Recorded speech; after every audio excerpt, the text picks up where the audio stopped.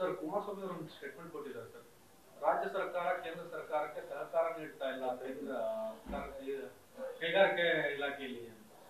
ನೋಡಿ, ನಾನು ಕುಮಾರಸ್ವಾಮಿ ಅವರು ಹಿಂದೆನೂ ಕೂಡ ಹೇಳಿದ್ದಾರೆ, ನಾನು ನಮ್ಮ PRS ಅವರು ಕಮಿಷನರ್ ಅವರು ಎಲ್ಲರೂ ಕೂಡ ಹೋಗಿ ದೆಹಲಿಗೆ ಅವರು ಸಚಿವರಾದ ನಂತರ ಸ್ವಲ್ಪ ಸಮಯದ ನಂತರ ನಾವು ಹೋಗಿ ಅವ್ರನ್ನ ಭೇಟಿಯಾಗಿ ಅವ್ರಿಗೆ ಅಭಿನಂದಿಸಿ ಅವ್ರ ಜೊತೆ ಚರ್ಚಿಸಿ ಬಂದಿದ್ದೀವಿ. ಮತ್ತು ನಮ್ಮಲ್ಲೆಲ್ಲ ಕಂಡಕ್ಟರ್ ಇಂಡಸ್ಟ್ರೀಸು ಅದು ಇದಕ್ಕೆಲ್ಲನೂ ಕೂಡ ತಾವು ಸಪೋರ್ಟ್ ಮಾಡಬೇಕು ಅಂಥೇಳಿ ಅವ್ರಿಗೆ ವಿನಂತಿಸ್ಕೊಂಡು ಬಂದಿದ್ದೀವಿ. ಯಾರೂ ಭೇಟಿಯಾಗಿಲ್ಲ ರಾಜ್ಯ ಸರ್ಕಾರದವರು ಅಂತ ಅನ್ನೋದು ಸುಳ್ಳು. ಇನ್ನು ಉಳಿದ ವಿಚಾರಗಳಲ್ಲಿ ಇವತ್ತು ಅವರು ಕೂಡ ಒಂದು ಹೆಜ್ಜೆ ಮುಂದೆ ಬಂದು ಮುಖ್ಯಮಂತ್ರಿಗಳ ಜೊತೆ ಚರ್ಚೆ ಮಾಡಬೇಕು, ರಾಜ್ಯ ಸರ್ಕಾರ ಸಹಕಾರ ಬೇಕು ಅನ್ನೋದ್ರಿಂದ ಆಗಬೇಕು. ಇಂಡಸ್ಟ್ರೀಸ್ ಮಿನಿಸ್ಟ್ರಾಗಿ ನಾನು ಭೇಟಿಯಾಗಿದ್ದೀನಿ. ಮುಖ್ಯಮಂತ್ರಿಗಳು ಅವ್ರಿಗೆ ಬತ್ತ ಚರ್ಚೆ ಮಾಡಿ ಇವತ್ತೊಂದು ದಿವಸ ಇವತ್ತು ಕುದುರೆಮುಖ ನಿಮ್ಮ ಇದು ಸ್ಟೀಲ್ ಇಂಡಸ್ಟ್ರಿ ಐರನ್ ಇಂಡಸ್ಟ್ರೀಸ್ ಆಗಲಿ ಮತ್ತಿತರ ವಿಚಾರಗಳಲ್ಲಿ ಮಾತಾಡಬೇಕು. ಅವರು ಭೇಟಿಯಾಗಿದ್ದೀನಿ, ನಾನು ಅವ್ರನ್ನ ಭೇಟಿಯಾಗಿ ಡಿಸ್ಕಸ್ ಮಾಡಿ ಬಂದಿದ್ದೀನಿ. ಹಾಂ, CM ಅವ್ರಿಗೆ ಗೊತ್ತಿಲ್ಲ, ನಾನು CM ಅವ್ರಿಗೆ ಭೇಟಿ ಆಗಿಲ್ಲ. CM ಅವ್ರು ಬಂದು ಭೇಟಿ ಆಗಬೇಕು. ಈಗೆಲ್ಲ ರಾಜ್ಯದ ಇಂಡಸ್ಟ್ರಿಯಿಂದ ಇದರಲ್ಲಿ ಬರ್ತಿರ್ತಾರೆ ಬೆಂಗಳೂರಿಗೆ. ಒಂದು CM ಅವ್ರ ಜೊತೆ ಒಂದು ಮೀಟಿಂಗ್ ಇದು ಮಾಡಿ ಸೌಹಾರ್ದಯುತವಾಗಿ ಅವರು ಸೌಹಾರ್ದ ಹೇಳ್ತಾರೆ, ನಾವು ಅವ್ರಿಗೆ ಸೌಹಾರ್ದಯುತವಾಗಿ ಒಂದು ನಾವು ಕೂಡ ಮುಖ್ಯಮಂತ್ರಿಗಳ ಜೊತೆ ಚರ್ಚೆ ಮಾಡಬೇಕು. ರಾಜ್ಯದ ಹಿತದೃಷ್ಟಿಯಿಂದ ತಾವು ಕೂಡ ಕೆಲಸ ಮಾಡಬೇಕು ಅಂತ ನಾವು ಕೂಡ ಹೇಳ್ತೇವೆ. ರಾಜ್ಯದಿಂದ ಯಾವುದೇ ಬೇಡಿಕೆಯನ್ನು ಇಟ್ಟಿಲ್ಲ ಅಂತ ಕೂಡ ಬೇಡಿಕೆ ಸಲ್ಲಿಸೇ ಇಲ್ಲ. ನೋಡಿ, ನಾವು ರಾಜ್ಯದಿಂದ ನಾನು ಖುದ್ದಾಗಿ ಹೇಳಿ ಬಂದಿದ್ದೀನಿ, ಕಂಡಕ್ಟರ್ ಅನೇಕ ಇಂಡಸ್ಟ್ರೀಸ್ ಬರ್ತವೆ. ಇಲ್ಲಿ ಬಂದು ಡೆಲ್ಲಿಗೆ ಹೋದ್ಮೇಲೆ ಅವರು 50% ಇನ್ಸೆಂಟಿವ್ಸು ಸೆಂಟ್ರಲ್ ಗೌರ್ಮೆಂಟ್ ಕೊಡ್ತದೆ. ಹೀಗಾಗಿ ಅವರು ನಮ್ಮಲ್ಲಿ ವಾಪಸ್ ಬರ್ತಾ ಇಲ್ಲ. ತಾವು ಮಿನಿಸ್ಟರ್ ಆಗಿ ನಿಮಗೂ ಒಂದು ಹೆಸರು ಬರ್ತದೆ, ಗೌರವ ಬರ್ತದೆ. ಆ ಕಂಡಕ್ಟರ್ಸನ್ನು ಒಂದು ಇಂಡಸ್ಟ್ರಿಯಲ್ಲಿ ಮಾಡಲಿಕ್ಕೆ ತಾವು ಇದು ಮಾಡಬೇಕು ಅಂತ ಹೇಳಿದ್ದೀವಿ. ಸೂಕ್ತ ಸಂದರ್ಭದಲ್ಲಿ ಮತ್ತೆ ಅವ್ರನ್ನ ಕಾಡ್ತೀನಿ, ನಾನೇ ಭೇಟಿ ಆಗ್ತಾನೆ. ಇಂಡಸ್ಟ್ರಿ ನನಗೆ ಯಾವುದೂ ಕೂಡ ಪ್ರತಿಷ್ಠೆ ಇಲ್ಲ. ನಾವು ಹೋಗಿ ಅವ್ರನ್ನ ಭೇಟಿಯಾಗಿ ನಾನು ನಮಗೆ ಇರೋ ಬೇಡಿಕೆಗಳು ಮಾಡ್ತೀವಿ. ಒಂದು ಸಲ ಡಿಫೆನ್ಸ್ ಕಾರಿಡಾರ್ಗೆ ಹೋಗಿ ನಾನು ರಾಜನಾಥ್ ಸಿಂಗ್ ಅವ್ರಿಗೆ ಭೇಟಿಯಾದೆ, ನಿರ್ಮಲಾ ಸೀತಾರಾಮನ್ ಅವ್ರಿಗೆ ಭೇಟಿಯಾಗಿದೆ. ಮತ್ತು ಎಲ್ಲರಿಗೂ ಭೇಟಿಯಾಗಿದ್ದ ಕಾಪೀಸ್ನೂ ಕೂಡ ನಾನು ಕುಮಾರಸ್ವಾಮಿ ಅವ್ರಿಗೆ ಕೊಟ್ಟಿದ್ದೀನಿ. ಕೇಂದ್ರ ಸಚಿವರು ಕುಮಾರಸ್ವಾಮಿ ಅವ್ರಿಗೂ ನಾವು ಉಳಿದ ನಿರ್ಮಲಾ ಸೀತಾರಾಮನ್ ಅವ್ರಿಗೆ ಏನು ಬೇಡಿಕೆ ಇಟ್ಟಿದ್ದೀವಿ, ಆಮೇಲೆ ಡಿಫೆನ್ಸ್ ಮಿನಿಸ್ಟರ್ಗೆ ನಾವು ಏನು ಬೇಡಿಕೆ ಇಟ್ಟಿದ್ದೀವಿ, ಆ ಕಾಪಿನ ಆ ಪ್ರೆಸೆಂಟೇಷನನ್ನು ಇದನ್ನು ಕೂಡ ನಾನು ಅವ್ರಿಗೆ ಕೊಟ್ಟಿದ್ದೀನಿ. ನೀವು ಕೂಡ ಇದ್ರ ಬಗ್ಗೆ ಒತ್ತಾಯ ಮಾಡಿರಿ, ಫಾಲೋ ಮಾಡಿರಿ ಅಂಥೇಳಿ. ನನ್ನ ಆ್ಯಸ್ ಇಂಡಸ್ಟ್ರೀಸ್ ಮಿನಿಸ್ಟರ್ ನಾನು ಹೋಗಿ ಅವ್ರನ್ನ ಭೇಟಿಯಾಗಿದ್ದೀನಿ. ಇನ್ನೆಲ್ಲೋ ಒಂದು ಕಡೆ ಇವತ್ತು ಅವರು ಮುಖ್ಯಮಂತ್ರಿಗಳು ಭೇಟಿ ಆಗಬೇಕು, ಚರ್ಚೆ ಮಾಡಬೇಕು, ಅದು ಕೂಡ ಆಗಬೇಕು. ಅದಕ್ಕೆ ಅವರು ಒಂದು ಹೆಜ್ಜೆ ಮುಂದೆ ಬರಬೇಕು, ಬಂದು ಭೇಟಿ ಆಗಬೇಕು ಮುಖ್ಯಮಂತ್ರಿಗಳನ್ನ. ನಾನು ರಾಜಕೀಯ ಬರ್ಸೋಕ್ಕೆ ಹೋಗೋದಿಲ್ಲ. ನಾನು ಹೇಳ್ತೇನೆ ಕೇಳಿ, ಅವರು ನಮ್ಮ ಇಂಡಸ್ಟ್ರೀಸ್ ಮಿನಿಸ್ಟ್ರು. ನನಗೆ ಯಾವಾಗ ಇದು ಬೇಕಾಗ್ತದೆ ನಾನು ಹತ್ರ ಹೋಗ್ತೇನೆ. ಹಿಂದೆನೂ ಕೂಡ ಹೋಗಿದ್ದೀನಿ. ಬರೀ ಅವ್ರ ಮಿನಿಸ್ಟ್ರಿ ಅಷ್ಟೇ ಅಲ್ಲ, ಡಿಫೆನ್ಸ್ ಮಿನಿಸ್ಟ್ರಿಗೂ ಕೂಡ ಏನಾಗಿದ್ದರೆ ಅವ್ರಿಗೊಂದು ಕಾಪಿ ಕೊಟ್ಟಿದ್ದೀನಿ.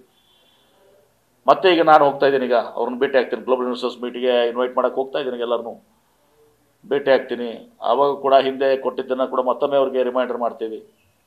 ಅವ್ರೇನಾದರೂ ಹೇಳಿದ್ರೆ ಅದನ್ನು ಕೂಡ ಕೇಳ್ತೀವಿ. ಮುಖ್ಯಮಂತ್ರಿಗಳ ಜೊತೆ ಚರ್ಚೆ ಮಾಡ್ತೀನಿ, ಎರಡು ಮಾತಿಲ್ಲ ಅದರಲ್ಲಿ. ರೈಟ್. ಸೂಕ್ತ ಸಂದರ್ಭ ಬಂದ್ರೆ ಬಿಜೆಪಿ ಜೆಡಿಎಸ್ ಇಂದ 25 ಶಾಸಕರು ಬರ್ತಾರೆ ಅಂತ ನಿನ್ನೆ ಹೇಳಿಕೊಟ್ಟಿದ್ದೀರಿ. ನಿಶ್ಚಿತವಾಗಿಯೂ ಕೂಡ ನಿಮ್ಗೆ ಗೊತ್ತಿದೆ. ಈಗಾಗಲೇ ಯತ್ನಾಳ್ ಅವರು, ಯಾವುದಕ್ಕೆ ರಿಯಾಕ್ಷನ್ ಮಾಡಿ, ಯತ್ನಾಳ್ ಅವರು 60 ಶಾಸಕರು ಕಾಂಗ್ರೆಸ್ನಿಂದ BJP ಬರ್ತಾರೆ ಅಂತ ಹೇಳಿ ಒಂದು ಬಾಲಿಶ ಹೇಳಿಕೆಯನ್ನು ಕೊಟ್ಟಿದ್ರು. ನಾನು ಅವಾಗ ಹೇಳಿದೆ, ನಿಮ್ಗೆ ಗೊತ್ತಿದೆ BJPಯಿಂದ ಯಾರ್ಯಾರು ನಮ್ಮ ಜೊತೆ ಗುರುತಿಸ್ಕೊಂಡಿದ್ದಾರೆ, ಎಲ್ಲ ಮಾಧ್ಯಮ ನಿಮ್ಗೂ ಗೊತ್ತಿದೆ.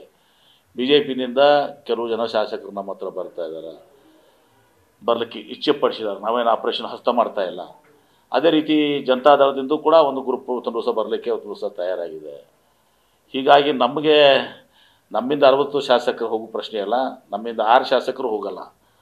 ಆದರೆ BJP ಮತ್ತು JDSನಿಂದ 25 ಶಾಸಕರು ಬರ್ತಾರೆ ಅಂತ ನಾನು ಹೇಳಿದ್ದೀನಿ. ಬರ್ತಾರೆ ಅವರು ಸೂಕ್ತ ಸಂದರ್ಭದಲ್ಲಿ. ಅದು ನೋಡೋಣ ಅಂತೇಳಿ ಮುಹೂರ್ತ ಕೂಡ ಬರಬೇಕಲ್ಲ.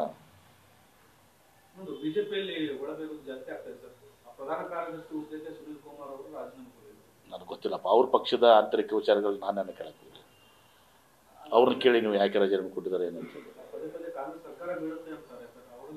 ಅದೇ ಅವರಲ್ಲಿ ಏನಾಗಿದೆ ಅಂತೆಲ್ಲ ಗೊತ್ತಿದ್ದಾರೆ, ಎಲ್ಲರೂ ನೀವು ನೋಡ್ತಾ ಇದ್ದೀರಿ. ವಿಜೇಂದ್ರ, ಯತ್ನಾಳು, ರಮೇಶ್ ಜಾರಕಿಹೊಳಿ ಈಗ ಒಬ್ರಿಗೊಬ್ರು ಏಕವಚನದಿಂದ ಮಾತಾಡ್ತಾ ಇದ್ದಾರೆ. ಆಮೇಲೆ ವಿಜೇಂದ್ರ ಅವ್ರು ಹೇಳ್ತಾರೆ ಸಿದ್ದರಾಮಯ್ಯ ಅವರು ಕುರ್ಚಿ ಅಳಿಗಾಡ್ತಾ ಇದೆ ಅಂತ.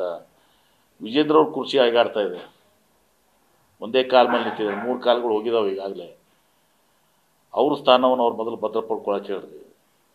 ನಮ್ಮ ಬಗ್ಗೆ ಚಿಂತೆ ಮಾಡೋಕ್ಕೆ ನಮ್ಮಲ್ಲೆಲ್ಲನೂ ಕೂಡ ನಾವು ಒಕ್ಕಟ್ಟಾಗಿದ್ದೀವಿ, ಎಲ್ಲವೂ ಕೂಡ ಸರಿಯಾಗಿದೆ. ಮುಖ್ಯಮಂತ್ರಿಗಳು, ಉಪಮುಖ್ಯಮಂತ್ರಿಗಳು ಎಲ್ಲರೂ ನಾವು ಒಕ್ಕಟ್ಟಾಗಿದ್ದೀವಿ. ನಮ್ಮ ಸರ್ಕಾರ 5 ವರ್ಷ ಪೂರೈಸ್ತದೆ. ತದನಂತರ ಮತ್ತೆ ನಾವು 2028 ಚುನಾವಣೆಯಲ್ಲಿ ಮತ್ತೆ ಅಧಿಕಾರಕ್ಕೆ ಬರ್ತೀವಿ. ಪಕ್ಷದ ಶಿಸ್ತಿನ ವಿಚಾರದಾಗ ಹೇಳ್ತಾರೆ, ಏನೇ ಚರ್ಚೆ ಆಗಿದ್ರೆ 4 ಗೋಡೆ ಮಧ್ಯೆ ಆಗಬೇಕು, ನೀವು ಯಾಕೆ ಮಧ್ಯಮಕ್ಕೆ ಹೋಗ್ತೀರಿ, ಹಿಂಗೆ ಕೆಲವೊಂದು ವಿಚಾರಗಳಿರ್ತವೆ. ತಪ್ಪಲ್ಲ, ಅವ್ರು ಹಿರಿಯರು, 50 ವರ್ಷ ಸುದೀರ್ಘ ಅನುಭವ ಇದೆ ಅವ್ರಿಗೆ. ನಮ್ಮ ವಯಸ್ಸು ಎಷ್ಟಾಗಿದೆ ಅಷ್ಟು ಅವ್ರಿಗೆ ರಾಜಕೀಯ ಅನುಭವ ಇದೆ. ಹೀಗಾಗಿ ಹಿರಿಯರು ಏನು ಹೇಳ್ತಾರೆ, ಹೇಳುವಂಥ ಹಕ್ಕಿದೆ AICC ಅಧ್ಯಕ್ಷರು. AICC ಅಧ್ಯಕ್ಷರು ಅಷ್ಟು ಕಠಿಣ ಪದವನ್ನು ಬಳಸುವವರೆಗೆ ರಾಜ್ಯ ಸರ್ಕಾರದ ಸಚಿವರುಗಳಿಗೆ ನಾವು ಏನ್ ಮಾತಾಡಬೇಕು ಏನ್ ಮಾತಾಡಬಹುದು ಗೊತ್ತಿರಲಿಲ್ಲ. ಗೊತ್ತಿದೆ. ಇವತ್ತಿನ ದಿವಸ ಪ್ರಜಾಪ್ರಭುತ್ವ, ಇವತ್ತಿನ ದಿವಸ ಯಾವುದೋ ಒಂದು ಕಾರಣಕ್ಕೆ ಹೇಳಿರ್ತಾರೆ. ಮಾಧ್ಯಮದವರು ನೀವೇನೋ ಊಟಕ್ಕೆ ಹೋಗಿದ್ದನ್ನ ಬೇರೆ ರೀತಿಯಿಂದ ಸೃಷ್ಟಿ ಮಾಡಿರ್ತೀರಿ. ನಾವು ಸೃಷ್ಟಿ ಮಾಧ್ಯಮ ನಾವು ಊಟಕ್ಕೆ ಹೋಗ್ಬಾರ್ದಾ ಹೇಳ್ತೀನಲ್ಲ. ಮುಖ್ಯಮಂತ್ರಿಗಳು ಇವತ್ತು ಸತೀಶ್ ಜಾರಕಿಹೊಳಿ ಮನೆಗೆ ಹೋಗಿದ್ದಕ್ಕೆ ಸುದ್ದಿ ಮಾಡಿದ್ರಿ, ಹಿಂದೆ ಅಶ್ವಥ್ ನಾರಾಯಣ ನಮ್ಮ ಮನೆಗೆ ಬಂದಿದ್ದು ಊಟಕ್ಕೆ ಬಂದಿದ್ದಕ್ಕೆ ಸುದ್ದಿ ಮಾಡಿದ್ರಿ. ನಾನು ಹೇಳಿದ್ದೀನಲ್ಲ, ಬರೀ ಮುಖ್ಯಮಂತ್ರಿಗಳು ನಾನು 2 ಸಲ ಕರೆದಿ ನಮ್ಮ ಮನೆಗೆ ಬಂದಿದ್ದಾರೆ.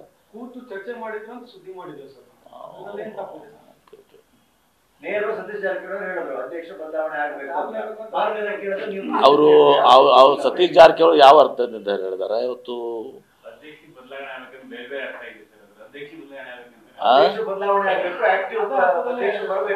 ಆಗಲ್ಲ. ಅವ್ರು ಹೇಳುವಂಥ ಅವ್ರದ್ದು ಒಂದು ವೈಯಕ್ತಿಕ ಆ್ಯಂಗಲ್ ಏನು ಅಂದರೆ, ಇವತ್ತು ಅದು DK ಶಿವಕುಮಾರ್ ಅವರು ಉಪಮುಖ್ಯಮಂತ್ರಿ ಆಗಿದ್ದಾರೆ, ಬೆಂಗಳೂರು ಡೆವಲಪ್ಮೆಂಟ್ ಮಂತ್ರಿ ಇದ್ದಾರೆ, ವಾಟರ್ ರಿಸೋರ್ಸ್ ಮಂತ್ರಿ ಇದ್ದಾರೆ. ಭಾಳ ಒಳ್ಳೆ ಕೆಲಸನೂ ಕೂಡ ಅವ್ರು ಮಾಡಿದ್ದಾರೆ. ನಮ್ಮ ಶಿವಕುಮಾರ್ ಅವರು ಇವತ್ತು ದಿವಸ ಈ ಪಕ್ಷ ಅಧಿಕಾರಕ್ಕೆ ಬರಲಿಕ್ಕೆ KPCC ಅಧ್ಯಕ್ಷರಾಗಿ ಭಾಳ ಶ್ರಮನೂ ಕೂಡ ವಹಿಸಿದ್ದಾರೆ.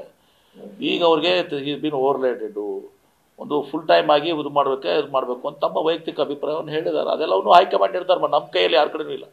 ಸತೀಶ್ ಜಾರಕಿಹೊಳಿ ಕಡೆ ಇಲ್ಲ, MP ಪಾಟೀಲ್ ಕಡೆ ಇಲ್ಲ, ಪರಮೇಶ್ವರ್ ಅವ್ರ ಕಡೆ ಯಾರ ಕಡೆ ಇಲ್ಲ. ಹೈಕಮಾಂಡ್ ಅಂತಿಮ. ಹೈಕಮಾಂಡ್ ಇವತ್ತು ದಿವಸ ಸೂಕ್ತ ಸಂದರ್ಭದಲ್ಲಿ ಅವು ಯಾವಾಗ ಏನೇನು ಮಾಡಬೇಕು ಅದನ್ನು ಮಾಡ್ತಾರೆ. Thank you. ಅದು ಅಭಿಪ್ರಾಯ ಎಲ್ಲೇ ವ್ಯಕ್ತಪಡಿಸ್ಬೇಕು, ಪಕ್ಷದ ಇದರಲ್ಲಿ ಮಾಡಲಿ, AICC ಅಧ್ಯಕ್ಷ ಜೊತೆ ಚರ್ಚೆ ಮಾಡಲಿ, ಜನರಲ್ ಸೆಕ್ರೆಟರಿ ಜೊತೆ ಚರ್ಚೆ ಮಾಡಲಿ, ಇರ್ತವೆ ಇವೆಲ್ಲನೂ ಕೂಡ.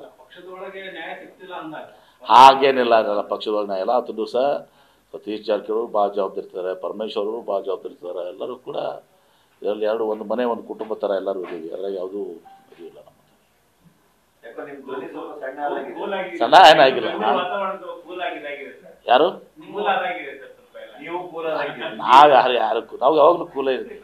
ಯಾವಾಗ ಕೂಲ್ ಇರಬೇಕು, ಯಾವಾಗ ಹಾಟ್ ಆಗಬೇಕು ಅಂತ ಗೊತ್ತಿರ್ತದೆ ಸಂದರ್ಭದಲ್ಲಿ, ಯಾವಾಗ ಹಾಟ್ ಆಗ್ತೀವಿ ನಾವು. ಓಕೆ, ಧನ್ಯವಾದ. Thank you.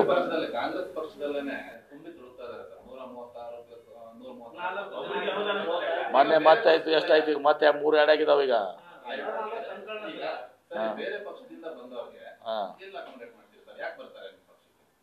ನೋಡಿ, ಅವರು ಅಲ್ಲಿ ಯಾಕೆ ಬರ್ತಾರೆ ನಮ್ಮ ಪಕ್ಷಕ್ಕೆ ಅಂದ್ರೆ ಅಲ್ಲಿ ಬೇಸತ್ತು ಇಲ್ಲಿ ಬರ್ತಾ ಇದ್ದಾರೆ, ಅಲ್ಲಿ ಸರಿ ಇಲ್ಲ ಅಂತ ಬರ್ತಾ ಇದ್ದಾರೆ. ಅರ್ಥ ಆಯ್ತಲ್ಲ? ಅದು ನೋಡಿ, ನಮ್ಮಲ್ಲಿ ಯಾವಾಗಲೂ ಕೂಡ ನಾವು ಹೇಳ್ತೀವಿ, ಯಾವುದೇ ಕಂಡೀಷನ್ ಇರಲಾರ್ದು ಬನ್ನಿ ಅಂತ ಹೇಳ್ತೀವಿ.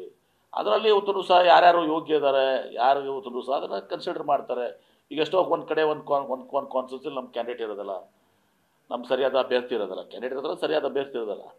ಅಲ್ಲೇ ಕಮೆಂಟ್ ಮಾಡೋದು ಮಾಡ್ತೀವಿ, ಕೆಲವರು ಮಾಡೋದಿಲ್ಲ. ಇದೆಲ್ಲವೂ ಕೂಡ ಹೈಕಮಾಂಡ್ ನಿರ್ಧಾರ ಮಾಡುವಂಥದ್ದು. MP ಪಾಟೀಲ್ ಕಡೆ ಇಲ್ಲ ಇದು.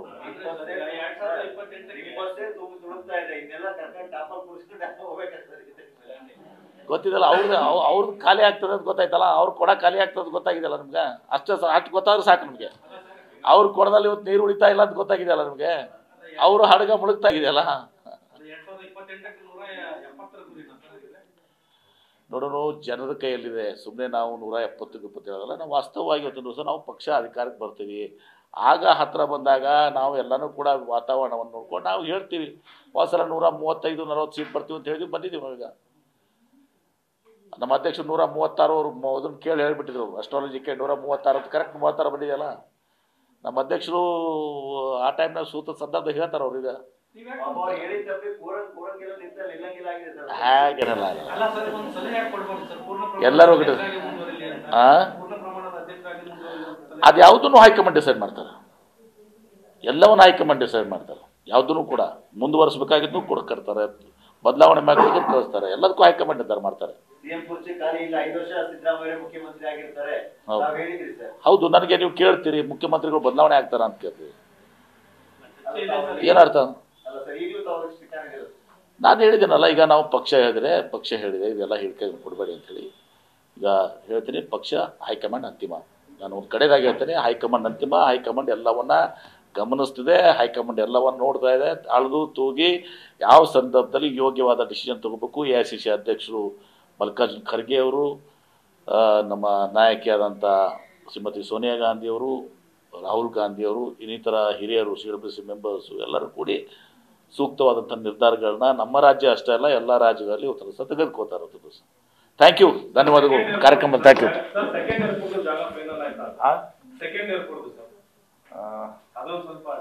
ಮುಖ್ಯಮಂತ್ರಿಗಳ ಜೊತೆ ಮೀಟಿಂಗ್ ಇದೆ. ಈಗ ಮುಖ್ಯಮಂತ್ರಿ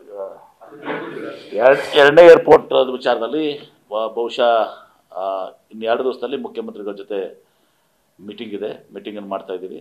ಅಂದ್ರೆ ಮಾಡಿ ಅವರಿಗೆ ಎಲ್ಲವನ್ನ ಬ್ರೀಫ್ ಮಾಡಿ ನಾವು ಕಳಿಸ್ತಾ ಇದ್ದೀವಿ. ನಾನು ಏನೂ ಹೇಳೋದಲ್ಲ, ಈಗ ಇಷ್ಟೇ. ಇನ್ನು ಕೆಲವೇ ದಿನಗಳಲ್ಲಿ 2-3 ದಿವಸಗಳಲ್ಲಿ 21 ಒಂದು ಕಾರ್ಯಕ್ರಮದ ಬಹುಶಃ 22, 23 ಒಟ್ಟು ಈ 24 ಒಳಗಡೆ ನಾವು ಮುಖ್ಯಮಂತ್ರಿಗಳ ಜೊತೆ ಭೇಟಿಯಾಗಿ ಏನೇನೆಲ್ಲನೂ ಕೂಡ ವಾಸ್ತವ ಸಂಗತಿಗಳಿದ್ದಾವೆ ಎಲ್ಲವನ್ನು ಅವ್ರ ಮುಂದೆ ಇಟ್ಟು we are ready, will send it to government of India. News first, ನಿರ್ಭೀತಿಯಿಂದ ನಿಮ್ಮ ಪರವಾಗಿ.